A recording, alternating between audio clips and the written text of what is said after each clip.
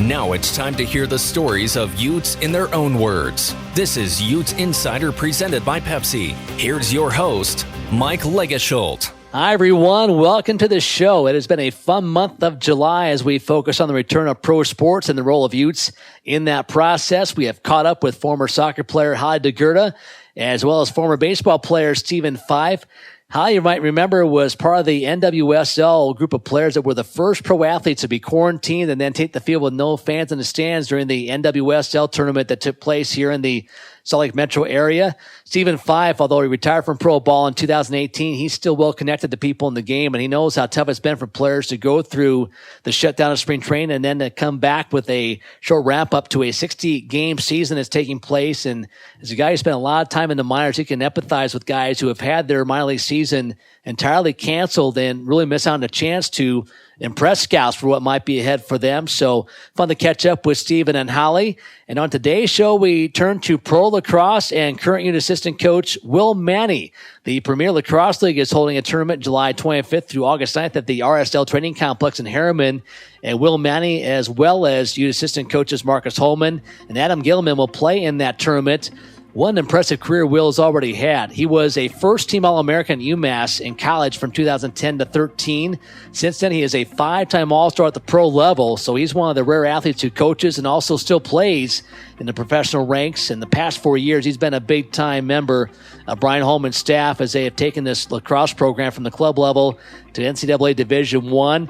And now he is trying to check one more thing off on his wish list. He wants to win a PLL championship in this tournament coming up in a couple weeks. So we'll talk to Will about that, as well as the building process of the Utah program. Should be a lot of fun. Will Manny, Utah assistant lacrosse coach, coming up in just a moment. To hear more episodes of this show and other Utah athletics podcasts, search for them on iTunes, Spotify, and YouTube. Now back to more of Utes Insider presented by Pepsi. And please be joined now by Utah assistant lacrosse coach Will Manny, who is in quarantine now in the state of Utah as we record this show on July 14th, preparing for the Premier Lacrosse League tournament coming up later this month. And Will, we appreciate you jumping on with us this afternoon. Yeah, thanks for having me. And I'm looking forward to catching up and talking lacrosse and life right now. It's a weird time, but it's always good to catch up and talk it out with somebody and let other people know what you're up to. So thanks for having me. Hey, thanks for joining us. It's been a challenging spring, an interesting spring for all of us, and we'll talk about what you and the Utah program went through when everything was shut down sort of within about 48 hours back in March. But first off, you're one of the lucky ones who can kind of get back to work and doing what you do with this upcoming tournament at the RSL Training Complex in Herriman. Games will be played at Zions Bank Stadium, and you get underway July 27th. But let's talk about kind of your ramp up for this, Will. It's been a different spring with everything being shut down. So you've been gearing up for this tournament. Normally you've had a lot more time to work out and so forth. Just tell us, Will, what your spring's been like and how you've been ramping up for this tournament coming up in a few weeks. Yeah, it's been a lot, for me, we were briefly speaking before this, I've just tried to have a positive attitude since this whole thing even started, just dwelling on it and pointing out negatives is just so hard on anybody. But honestly, for myself, I'm surrounded by such positive people all the time, and in Marcus, Adam, and Brian Holman, and my family as well. We try to find the light and everything. And that was the start for me. When this all went down, it's like, okay, how can I get better with limited access to a weight room and all this? And, we figured it out. We found a way, which is a part of the Utah program. So Marcus and I, we bought a rowing machine. We bought a kettlebell.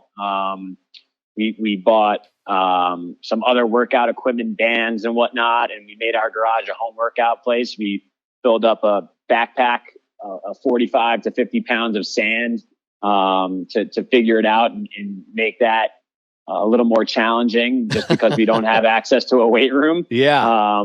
And for me, other than that, we've been quarantined the past 2 weeks before this because we have to pass 3 tests before we get to play. So, it's a lot. But honestly, it's not taking a toll on me really, because I am surrounded by and associate with people that are so excited, not only for myself, but for the sport of lacrosse to be able to be played in a few weeks on national television. So it's all worth it when you look at it from a macro sense. And again, I hope everyone in the league is being safe. And I know for myself and Marcus, we live together here in Salt Lake, and all we do is we wake up, we eat breakfast, go work out at the field, come home, and we're reading, we're cooking food, we're packing, we're doing laundry, and we stay in our house pretty much the whole day. So, for what it is, feel like I'm in a good spot and really good shape and great spot mentally. So, really looking forward to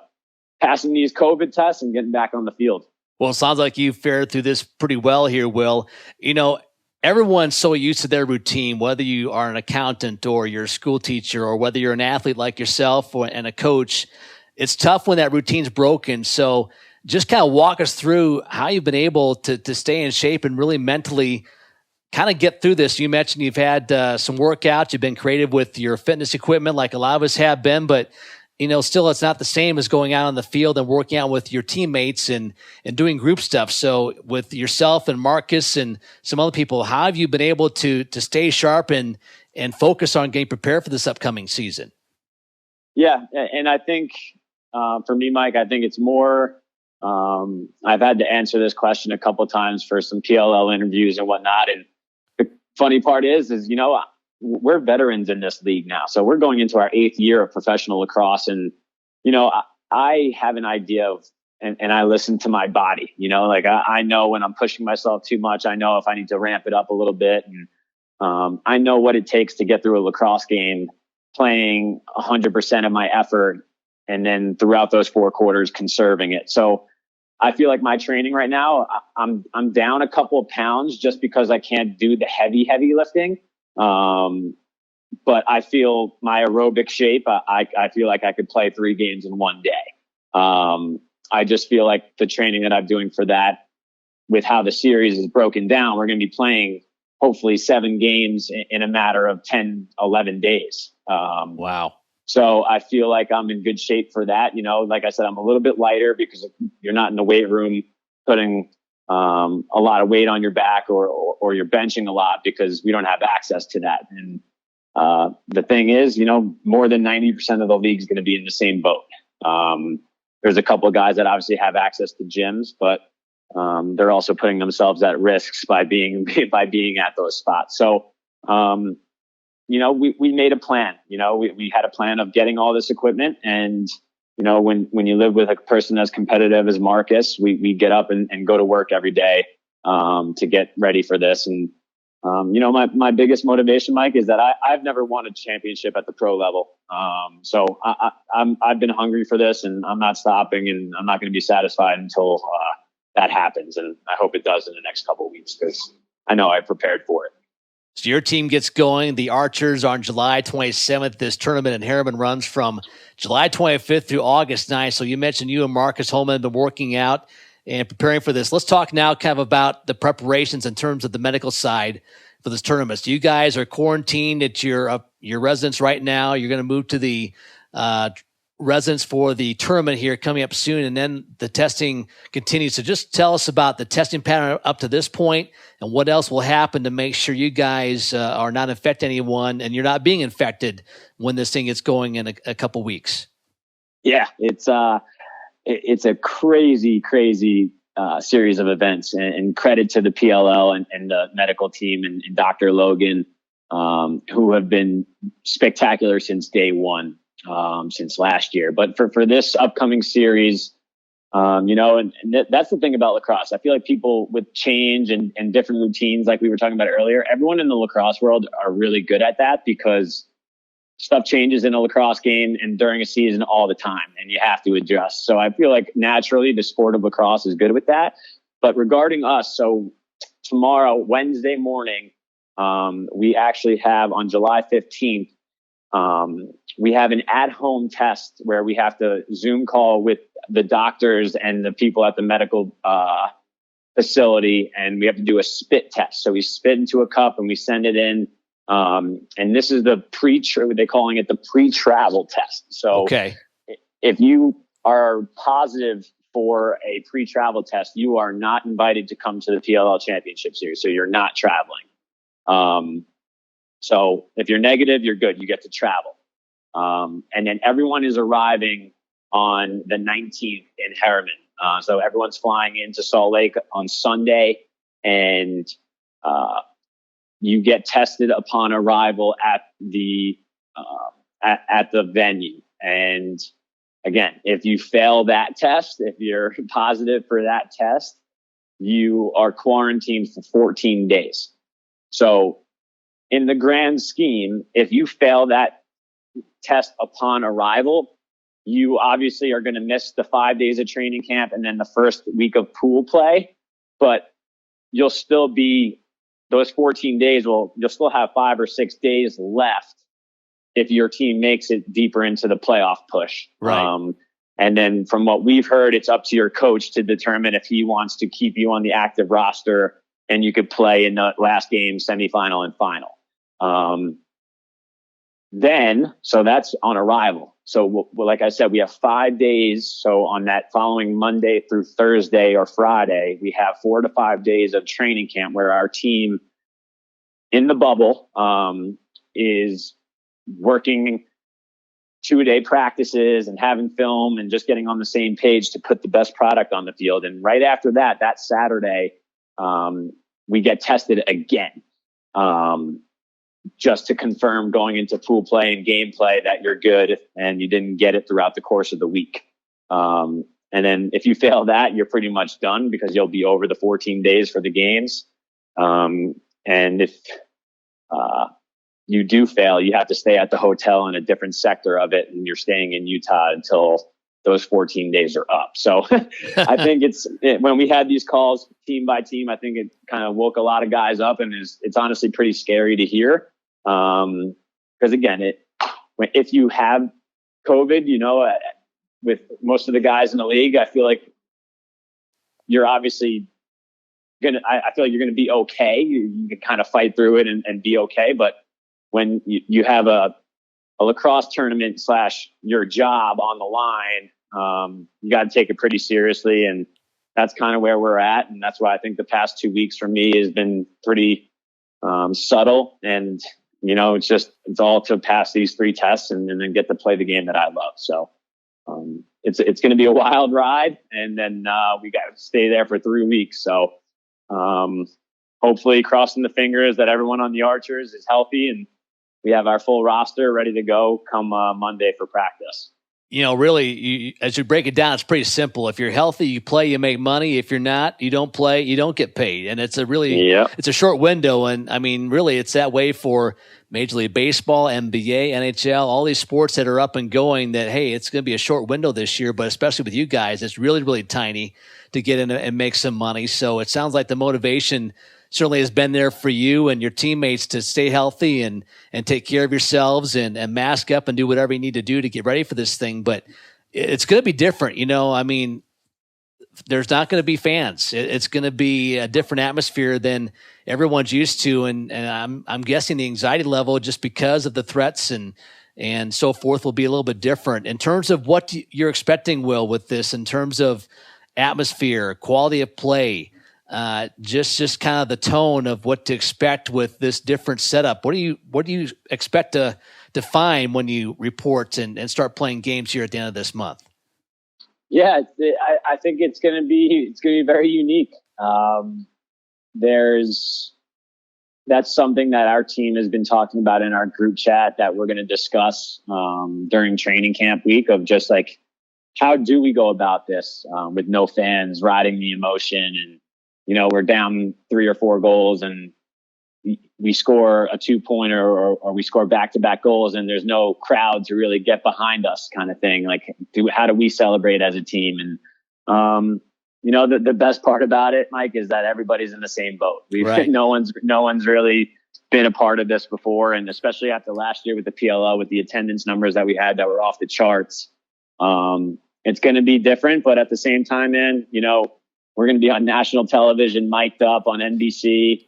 And from what we've learned the past 2 years from the PLL production and marketing and social media teams, they're going to make us look the best that we possibly can. And all we got to do is go play our best, So, And we're not the only league without fans. You know, there's other leagues and guys that make a lot more money than we do that are doing the same thing. So I'm not complaining about anything. That's just a distraction, honestly, in my opinion. You know, Will, you make a great point. National television, exposure, fans who love sports are dying for something to watch. And your league has a great chance. National television, all the games are streamed. It's a chance maybe for lacrosse to take a big step forward here. Do you and your teammates sort of look at this and say, hey, this is a chance for us to maybe elevate ourselves long term? Yeah, it's funny you say that. You know, I've talked to a bunch of people about this, and the kind of joke that I bring up, and, you know, Steph Curry is my favorite athlete right now, for many reasons, but I'm like, hopefully I just go off in a game and Steph Curry is sitting at the bubble or he's at home and he's watching. Right.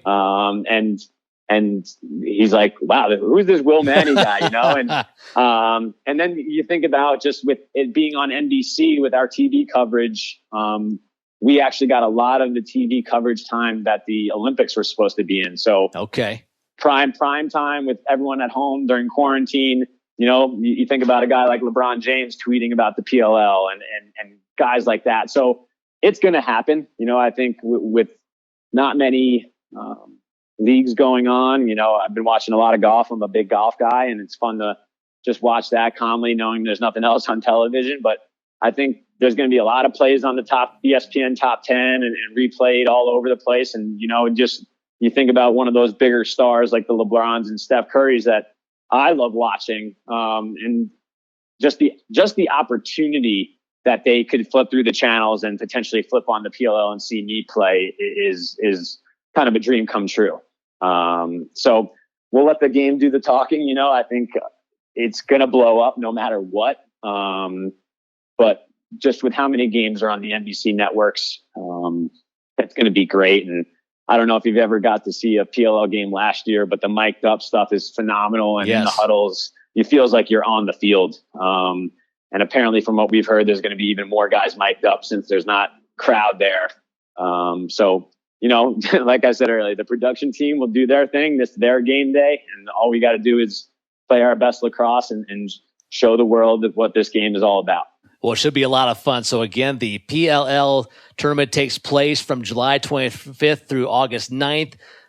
20 games, all televised on NBC, NBCSN, and NBC Sports Gold, and should be a lot of fun. Again, no fans, but should be some wonderful television coverage and some live sports to watch coming up with this PLL tournament taking place in Herriman here in a few weeks. So, Will, as we record this on July 14th, we kind of hit the topic of the day, and I want to go back a little bit with you, and let's go back to the month of March, and that was certainly an interesting time for all of us, and all of us in the sports world as well. So it was a time of the year when spring sports are really going, and teams are out and about, and the Utah lacrosse team was out in Boston for a road game when the announcement came that the Pac-12 was shutting everything down for the rest of the spring, and everyone had to scramble, one, to get back to Salt Lake, two, to get home eventually, and it was just a bizarre, wild, challenging, trying, whatever adjective you want to throw out there, a couple of weeks for all of us. So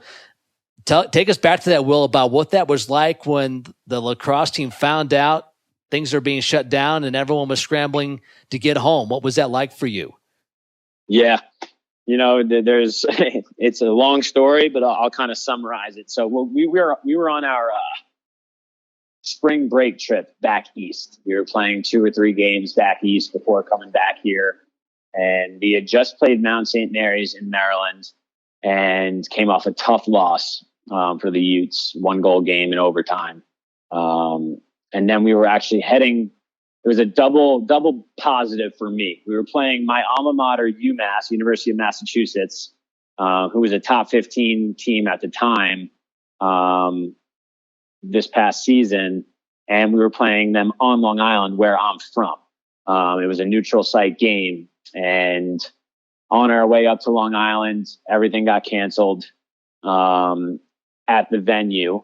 And we finagled away Coach Canella at UMass, who's one of my favorite guys in the world and now a mentor to me in the coaching world. They finagled with their athletic director that we can drive up to UMass and play them at UMass and get the game in. Okay. Since the facility that we were supposed to play got got shut down. So of course we want to play the game. So we get on the bus for another, right? So we drive from Maryland to Long Island, which is about a 5.5 hour drive. Yep. And then they tell us we could go up to UMass. So we sleep on Long Island that night and we wake up early the next morning, get back on the bus for another 3.5 hour drive up to UMass. And as soon as we get to UMass, within 30 minutes, Coach Cannella texts us and says that they got shut down. So we pretty much drive up to UMass for no reason. But we were able to get actually onto the field and have a last practice with the guys and just throw around and let them have fun, and get their legs moving a little bit, because that's a lot of travel. And our flight was supposed to be out of JFK in New York because we were supposed to play on Long Island. So Tim McDermott, our director of ops, who's just done a tremendous job for not only our staff, but our guys, making sure they're on top of everything, got our flight switched with the athletic department at Utah out of Boston. So we didn't have to drive all the way back to New York. And we got on a 7 a.m. flight, I'm pretty sure, out of there, and got back to Salt Lake the next day just to make sure the kids are home safe and they can plan their ways to get home. So it honestly didn't hit me for a long time because I was just like, okay, we just got to get home and be safe. We'll figure this out. But obviously to this day, it's so sad for our seniors and the way some of these guys had to go out. And even for some of the younger guys who were starting to play, we were only halfway through the season at 3-3. And so, again, it's another thing that I go back to, Mike, that I've been saying a couple times here, is that everyone's in the same boat in the college lacrosse world. There's no other team that got to play more games or got to play for a championship. Everybody got shut down, and we're just, again, in a way, thankful that the spring sport athletes got an extra year of eligibility, which they deserve. So, a lot going on, but as a younger coach, I felt for the kids, and I was there to try to talk to them about anything they needed. And there was that kind of grace period where we kind of let them go home and we kind of let them chill for a bit. We didn't really bother them with Zoom calls. It's a lot to take in. We made ourselves available to talk to them, but Brian, Coach Holman, is such a good job at being that guy that keeps everyone stable. So terrible news and a bad situation, but I wouldn't want to do it with any other staff and any other team. Our kids are such great kids, and they did so well in the classroom, again, with the 3.45 GPA, that you can't really complain. They won in the classroom. Yep, they certainly made the most of a tough situation, Will.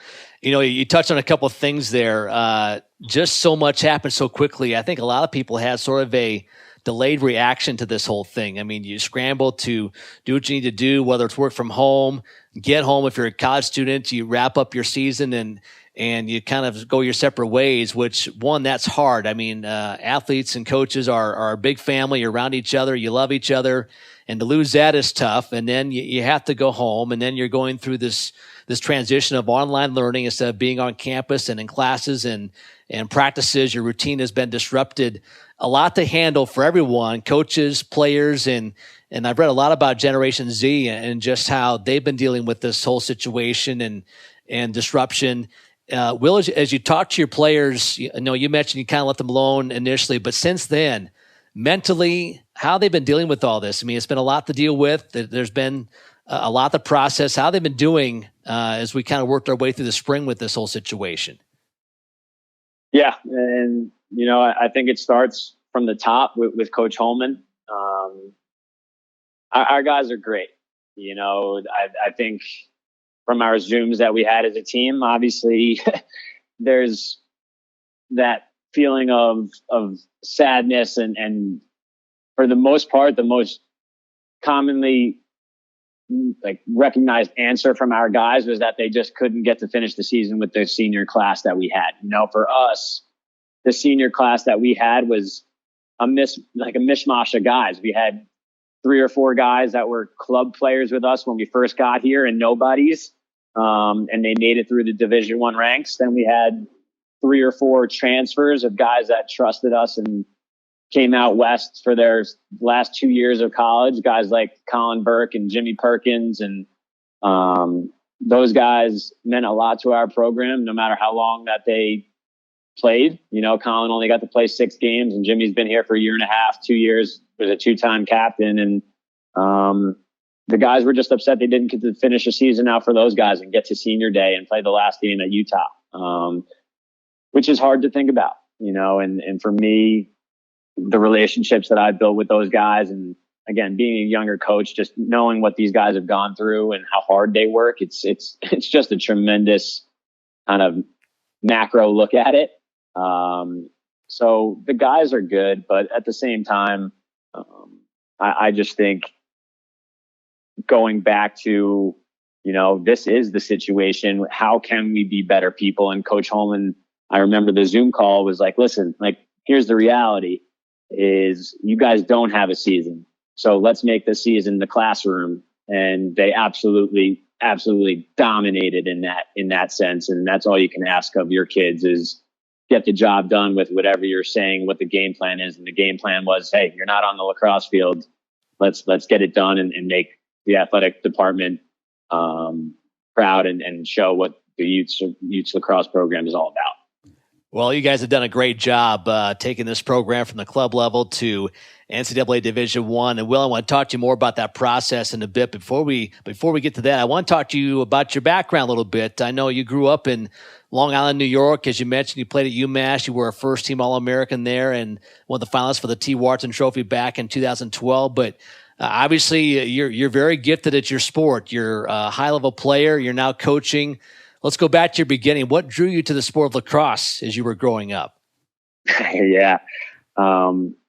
Such a good storyline of how it all happened. And, growing up in Long Island, it's a hotbed of the sport, you know, and that's what we're trying to make here in Utah is have kids want to have a stick right when they're born. But for me, it was in second grade, second or third grade playing with, other guys of my friends. We played other sports and, my parents weren't lacrosse players because they are from Queens, and my friend Joe Solano, who played at Penn State, his dad grew up on Long Island and, he played in high school and then he coached in high school, I'm pretty sure. And, he was friends with my parents, and obviously we're like, hey, Bill and Pam, you should let Will, when they can play PLL lacrosse coming up in the next year, Will should play. He'd be good. And I stepped on the lacrosse field for the first time, and I was a lefty, so that's always something that's a positive. There's not many of those out there. And I stepped on the field, and my vision and the way that I was as an athlete, just nonstop running and just having a lot of energy, was contagious, and I fell in love with it immediately. And I just remember going to Lacrosse Unlimited with my grandfather, and he got me my first real stick. And, I never moved from the attack position ever again. I played attack my whole life. And, this game has brought me to so many places in this world.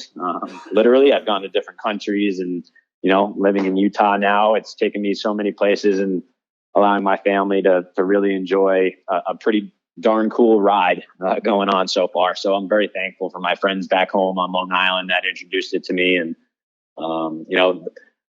when I think about it and we talk to our kids, it's like the supporting cast that I had has just been unbelievable with my parents, my sister, my grandparents, always had a ride somewhere, always had a ride home. And they came to every tournament with the Gatorades and the fruit bowls and the food. And, my dad will mix in a couple of golf rounds here and there, which he deserves. But, that's part of it. And that's something that, when I think about if and when I'm a parent, that's got to be one of the coolest experiences. And you got to commit to it and dive in and make it the best experience for your kids. Cause again, talking to my parents now, they love talking about that stuff. They still come to my PLL games. They travel to Chicago. They go everywhere to come watch me play because they love just being around a team sport, and they love watching the Utes. They come to all the East Coast games. And I think a lot of it is just due to them and to my supporting cast. And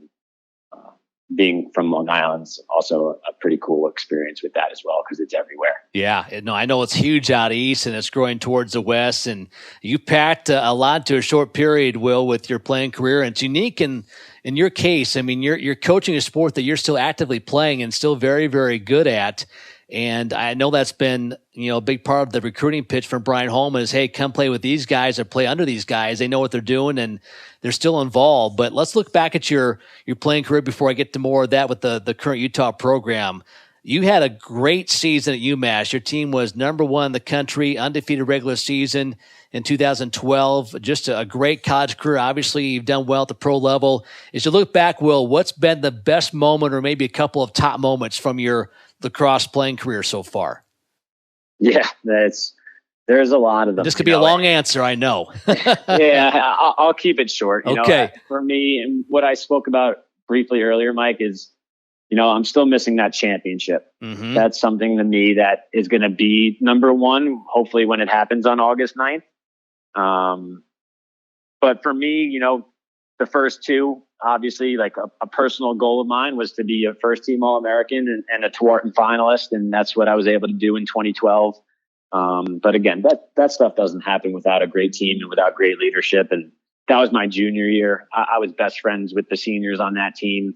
And they're, again, been to their weddings and I talk to them every week, and that friendship and that brotherhood that you build there, it got me to where I am. So obviously those 2, I think winning a conference championship and playing in the NCAA tournament and then getting drafted to the pro lacrosse. When I got to UMass, even probably not even up until my junior year, I think it was the spring of my junior year after we beat Army in the first game. When I had one of my best games, I realized maybe I do want to play pro lacrosse. Maybe I can pursue this. I knew I was a Division I, like high caliber player. I never really say that about myself. I just do go about my business. But, I recognized that and said, you know what, I do love playing this game at a high level and I want to make it my career. So I think that cherry on top of getting drafted my senior year kind of just exponentially made my love for lacrosse even higher than it was when I graduated. So I think those 3 or 4 are my top favorites so far. That's a pretty good list. And hopefully, as you mentioned, you can add a championship to it this summer and this PLL tournament coming up and Herriman at the RSL training facility. Will, it's been quite the story to watch this lacrosse program in Utah grow. I mean, obviously pretty successful at the club level, and then the recruitment of Brian Holman to come take this thing Division I, and then Brian had to build a staff. So you were coaching at Wagner College for a couple of years. You were with the Seahawks from 2015 until 16, and then Brian Holman decided to get this thing going at Utah. He came from out east, decided to take a chance and really see what he could do, and he had to build his staff. So as Brian Holman reaches out to you and says, listen, I'm going to Utah. We're turning this thing Division I from club level. We want to grow the sport in the state and in the West. What was his recruiting pitch to you to join him as an assistant coach on his staff? Yeah, it's a cool question. For me, I finished I did 2 years at Wagner College in Staten Island, New York. I got my master's degree there and was a graduate assistant. And then I'll remember this day for the rest of my life. I was in Boston, about to play a game on a Thursday or Friday night versus the Chesapeake Bayhawks. And, I'm about to take my pregame nap around like 3 p.m. for an 8 p.m. game, just for an hour nap. And I get a phone call from Brian Holman. I'm like, Coach Holman, like, what is he calling me for?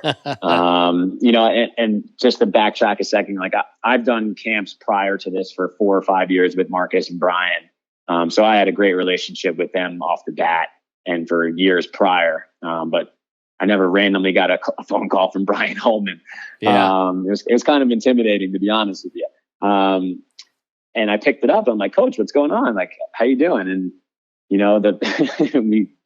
do the greetings for 10 seconds. And then he right away was like, what do you think about Utah? And I'm like, what? Like, I was like, wait, where is Utah? I didn't even, right. I was just like,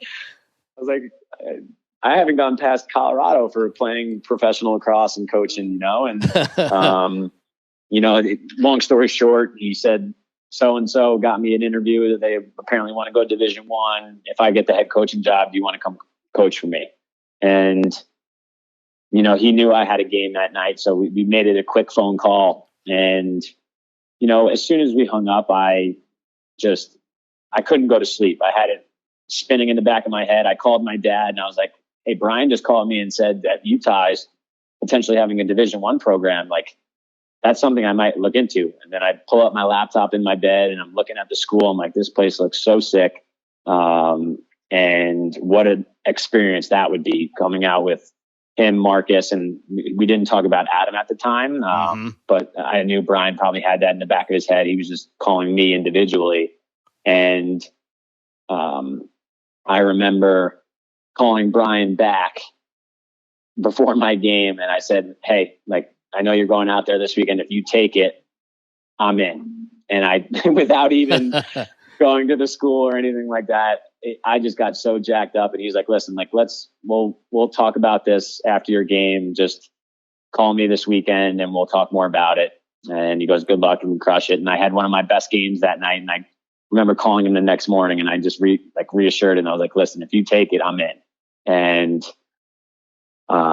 Monday or Tuesday when he gets back, he's like, I think it's going to happen, this, that. And 2 weeks later, me and Marcus fly out to go check out apartments and look at the school and see if everything's right. And I remember we all gave the thumbs up, and us three and Lori Homman got dinner in Park City that night. And that was kind of the spark plug for all of this. And we'll always be grateful for that, for Brian and the relationship that we built. And, Marcus is my best friend now for 5-6 years. And when we bring Adam on board, that's just kind of a cherry on top for our friendships.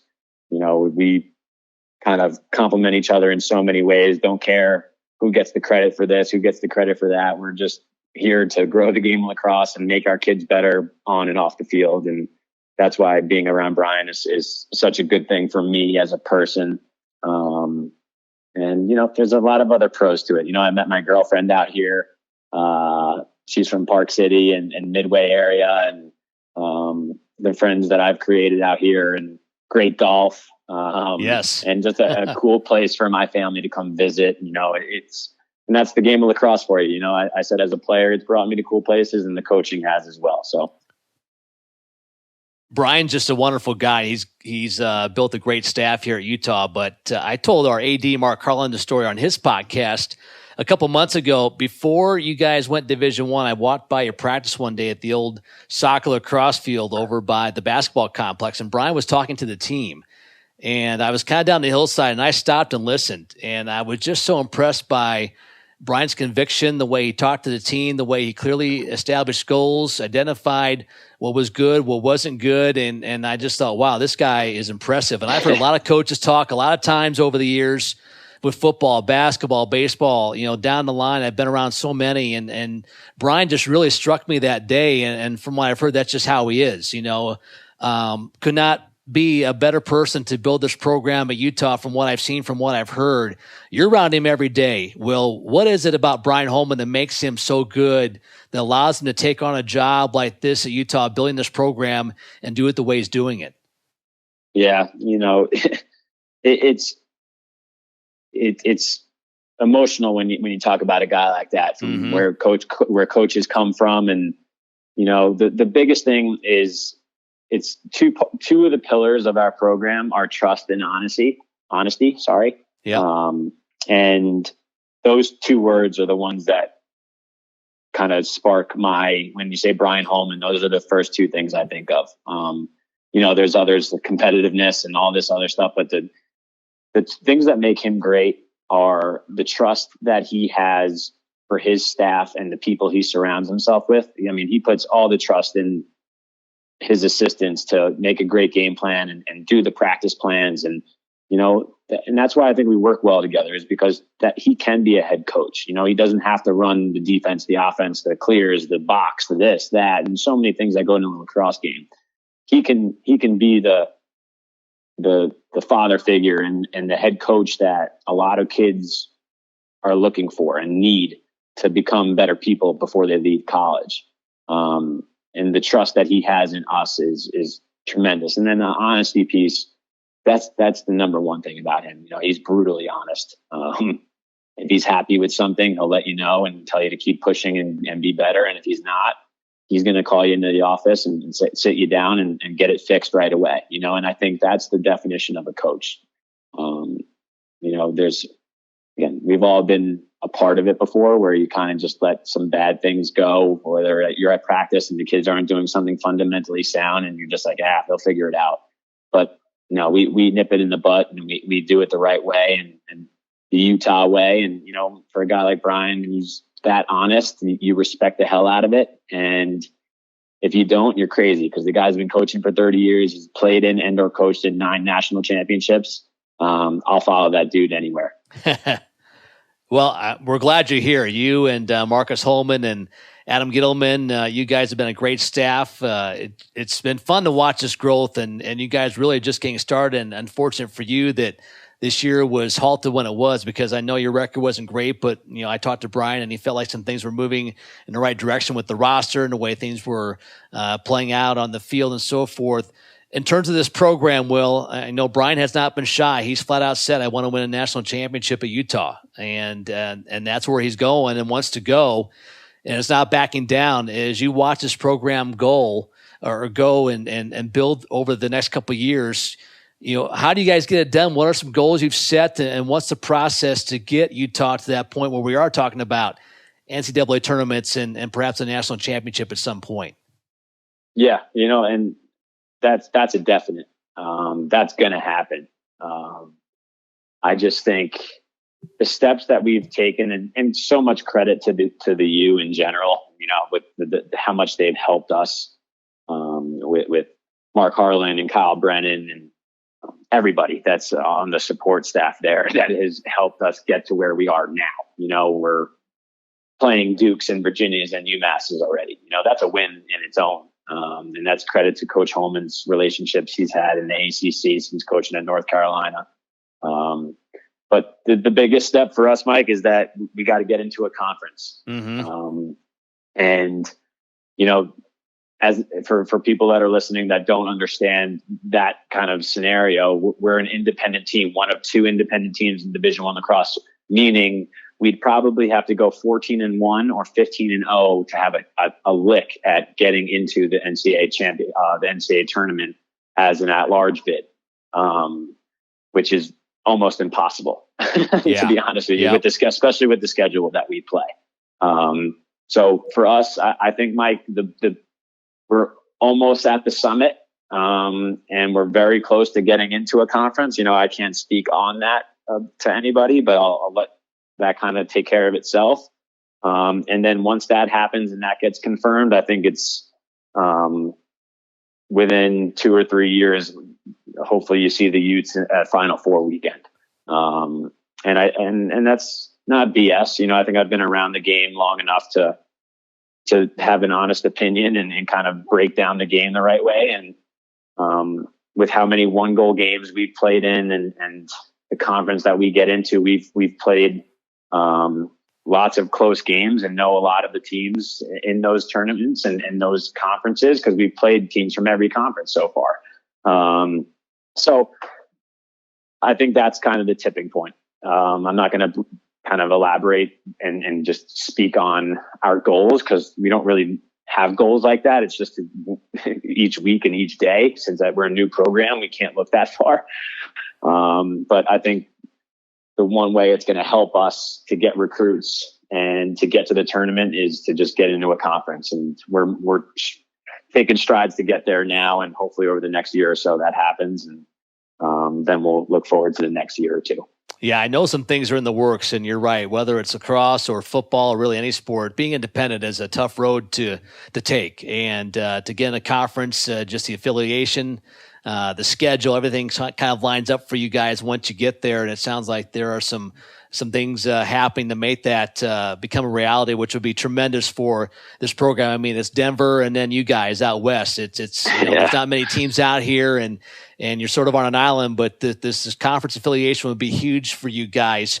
The thing I like as well, Will, is your staff has kind of said, you know what, let's not just build a collegiate program at the U. Let's really build the sport in the state of Utah, and eventually hope to have some homegrown players come and really be valuable parts of this program. I know you guys have been busy doing camps and clinics and getting out. Just talk about what your schedule has been like. And obviously this year has been different with the coronavirus shutting things down. But in a normal year, just talk about what you guys have done in the state of Utah to help grow the sport of lacrosse. Yeah, and there's a lot, from the fundraising to starting our own youth club organization, the Salt Lake Summit, to doing individual lessons, to camps and clinics, to having our pro friends come out here and run clinics and have the kids that we coach have access to pro players. It's a whole new level of lacrosse out here now. And that's half the reason why we came out here, is because we saw a gold mine of an area. And again, the coaching in Utah, it's the same everywhere. You credit all the parents and all the dads for what they do and the time they put in. But to be honest, and they'll even, there's coaches around that say, we don't have the best youth coaching in Utah because parents just don't know much about it. So we've done coaching clinics where coaches come and we talk about the right way to run a practice and do drills. And that puts a smile on my face every day. Whenever I finish a lesson or anything like that, I'm just so happy. One, we're making money, which is good. And it's a great way to kind of supplement your income. Right. But at the same time, it's, we do free clinics. We've done free clinics before too, to teach kids what the sport of lacrosse is. And, that fills my heart. And I know it does for the rest of our staff. And, the relationships we've built with parents and kids, younger kids now, you could just see how much they really care about that we're actually here and the things that we're doing. And, that's what makes the circle round. And it kind of comes to fruition when you could see the kids getting better and falling in love with the sport, and going out on a weekend and you're driving by Sunnyside Park and you see 5 kids playing lacrosse. That puts a smile on my face. It's pretty cool. It's a great sport. It's not one I watched a lot until you guys came on campus. I would watch some games on ESPN or ESPNU and really enjoyed the finals over Memorial Day weekend. But it's a great sport. If you haven't watched a lot of lacrosse, take advantage of the games coming up on NBC, NBC-SN, and NBC Sports Gold with this PLL tournament coming up July 25th through August 9th. It'll take place at the RSL Complex in Herriman, and this should be a lot of fun. So again, Utah assistants Marcus Holman, Will Manny, also Adam Ghitelman playing in that event, and also former Ute Colin Burke will be part of MLL's 20th season beginning on July 18th. So a lot of lacrosse coming up in July as we get back to the return of pro sports. Should be a lot of fun. Well, before we let you go, some goals for this Utah program coming up this year. I know a lot of things are in flux. It's July 14th as we record this, and we just saw the Big Ten and the Pac-12 announced last week. No non-conference games for the fall sports. A lot is in flux, but we're hoping to get all the athletes back on campus at some point this fall. If that happens, what are some goals for you with this program as you work your way through the fall and into the spring of 21? Yeah, it's a great question. And to be honest, Mike, I haven't really wrote a lot of stuff down regarding that because we don't know what the timeline is. And I'm just hoping a goal for me is to kind of get back onto the coaching field and put my whistle around my neck and kind of get back on the same lines as our players when we left, and try to not miss a beat. But I would just say, again, off the field, having our kids do well in the classroom, they've done that for 4 straight semesters.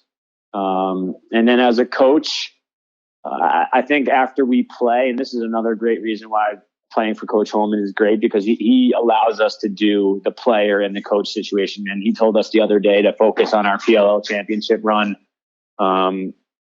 right now. And I think once I'm done playing in 3 weeks, hopefully with a championship, I can kind of self-reflect a little bit as a coach and then write those goals down. So for me, to be honest, I don't really have any right now. But I will definitely, my goal right now is to represent the University of Utah men's lacrosse program as best I can for our kids and the families associated when I step on the field in 2 weeks.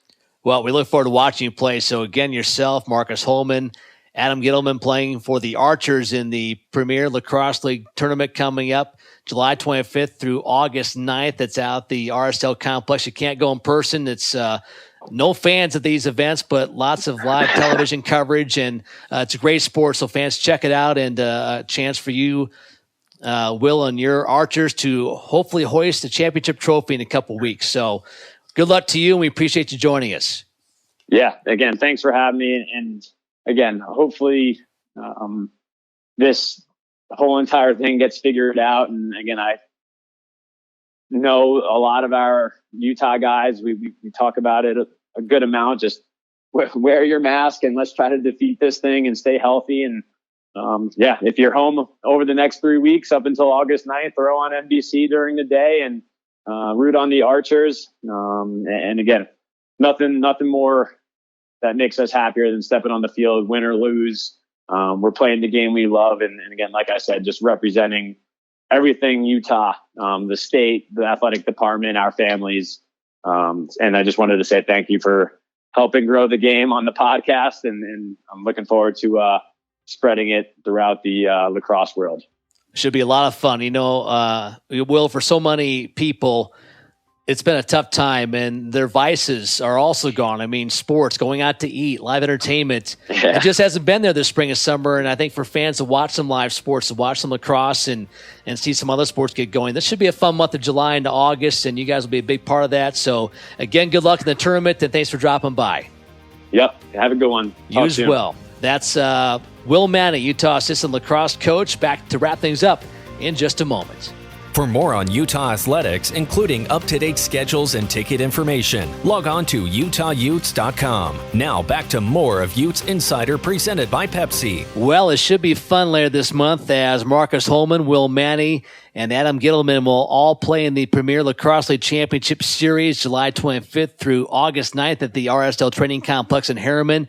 Again, all the games without fans, but you can watch them live on NBC, NBCSN, and NBC Sports Gold, and it should be fun to watch some live sports and a great game lacrosse. If you haven't had a chance to watch it much, this should be high-level play coming up in this tournament.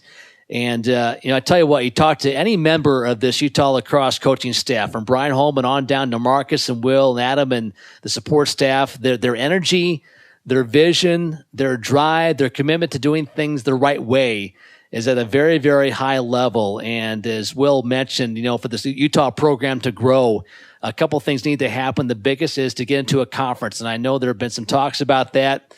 They are close. And if that happens, and it sounds like there's a good chance it will, all these goals Brian Holman talks about of making NCAAs on a regular basis, making it to the Final Four, winning a national championship, is not just talk. It is something that Brian thoroughly believes can happen and happen at Utah, and it should be fun to see. They've done a great job, again, in just 2 years at the Division I level of bringing in talent, developing talent, and growing this program, and they're off to a great start, but the next 4 to 5 years, a very, very exciting time for the Utah lacrosse program, and we thank, again, Will Manny, assistant coach of the Utes, for dropping by on the program. That will do it for us in this edition of Utes Insider presented by Pepsi. Thanks to Mike Ghitelman for his expertise on the technical side. I'm Mike Lageschulte. Until next time, so long, everybody. This has been Utes Insider presented by Pepsi. To hear more episodes of this show and other Utah athletics podcasts, search for them on iTunes, Spotify, and YouTube.